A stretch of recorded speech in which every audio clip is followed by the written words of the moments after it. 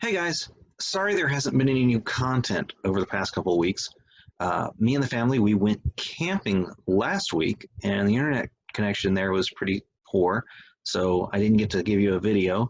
The week before that, well, when you're camping with a 4-year-old and a 2-year-old, it takes you a couple days to pack the car just to get on the road, so we were packing up. But I'm back and ready to go. A quick note though, I'm going to be changing some things up. Instead of having new content on Sundays and Wednesdays, we're only going to just do new content on Wednesdays. We started back on Sunday mornings, and so we're just going to focus on Wednesdays, and the lessons might be a little bit shorter. They might be a little longer. It just depends on how it goes. But on that note, let's dive into this three-part series that we're going to be doing. It's called The New Heart, and this is 3 devotions on living bold lives for Christ. So today we're going to look at truth number 1, which is dealing with sin.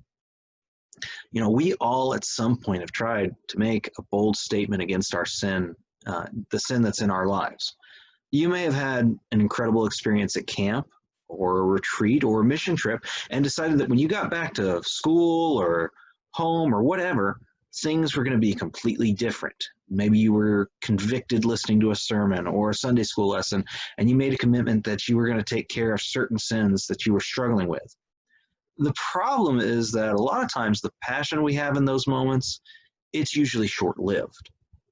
And a couple of weeks later, we're right back where we started. So why is this? Why do we struggle to make long-term changes?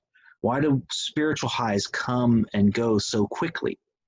Well, part of the reason is because we try to fight sin with our own strength.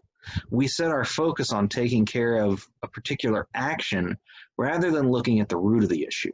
And what's that root? Well, it's our heart. So over the course of these 3 devotions, we're going to dig into Psalm 51. And we're going to learn how to lay a foundation for living bold lives for Christ. We're going to see that in order to live bold lives, we've got to do 3 things. First off, deal with our sin. That's today's lesson. Next week, discover our joy. And last, define our motivation. So let's take a look at Psalm 51, 1 through 10. Have mercy on me, O God, because of your unfailing love. Because of your great compassion, blot out the stain of my sins. Wash me clean from my guilt. Purify me from my sin. For I recognize my rebellion. It haunts me day and night. Against you and you alone have I sinned. I've done what's evil in your sight. You'll be proved right in what you say, and your judgment against me is just.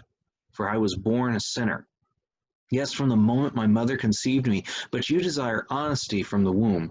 Teach me wisdom even there. Purify me from my sins, and I will be clean. Wash me, and I will be whiter than snow. Oh, give me back my joy again. You have broken me. Now let me rejoice. Don't keep looking at my sins. Remove the stain of my guilt. Create in me a clean heart, O God. Renew a loyal spirit within me. You know, in this section of Psalms, it's pretty obvious that David is dealing with his sinfulness. He knows he's got issues, and it's obvious he wants some things to change. He's admitting the fact that he's been a sinner since the second he was born. David is in the same place we find ourselves when we realize there's sin in our lives that needs to be taken care of.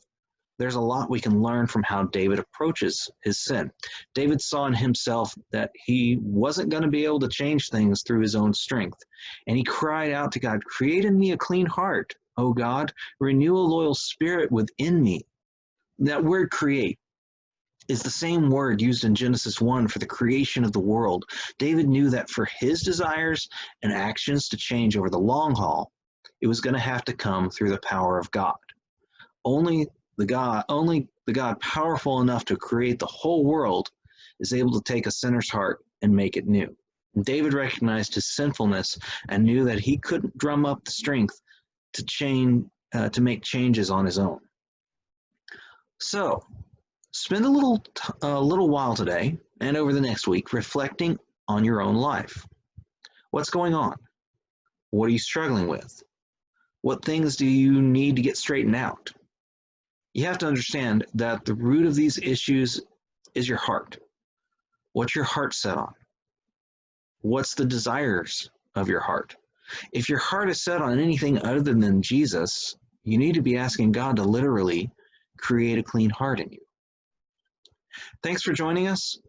New content will be coming out on Wednesdays for the foreseeable future. Be sure to like, share, and subscribe. Join us next week for our second lesson in this. More info can be found about the SYG at our website, sunsetyouthgroup.com. You'll find links to our Facebook and Instagram there. And you can always email us at sunsetyouthministry@gmail.com. Have a great rest of your Wednesday.